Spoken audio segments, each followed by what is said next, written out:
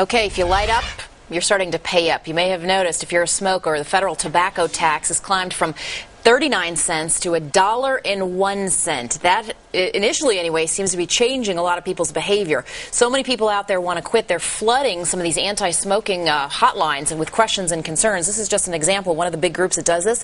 In January, they got about 500 calls a week.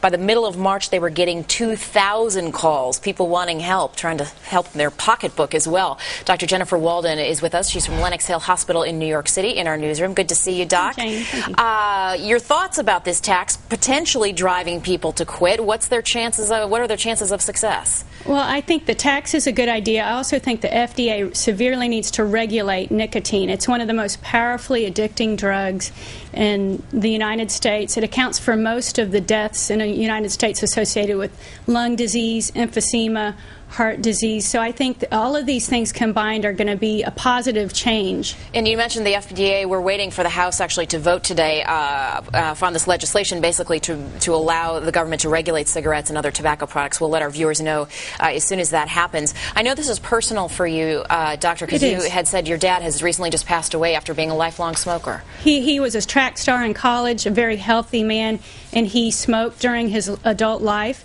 and he recently passed away from emphysema and from a heart attack. So I have a personal attachment to this issue because this is a drug that's not regulated. It's openly available for people to buy, and it's one of the most powerfully addicting drugs, and it's almost as addicting as heroin and cocaine. And so I do believe that there's a multi-pronged approach to quitting, and I can give some advice on quitting. Yeah, what's your number one piece of advice? I know a lot of people are using the drugs out there, the Zyban, the Chantix. Is that on your list? Yeah, it is. It's an acronym. You have to first, the acronym is START. First, set a start date to quit, and make that a goal, whether it's around an anniversary, a family member's death, a surgical procedure. T, tell a friend. Tell your mom, your dad, your wife that you need support.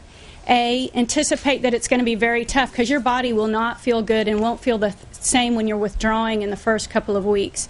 R, remove the cigarettes and the paraphernalia like lighters and ashtrays from your car and your work and your home.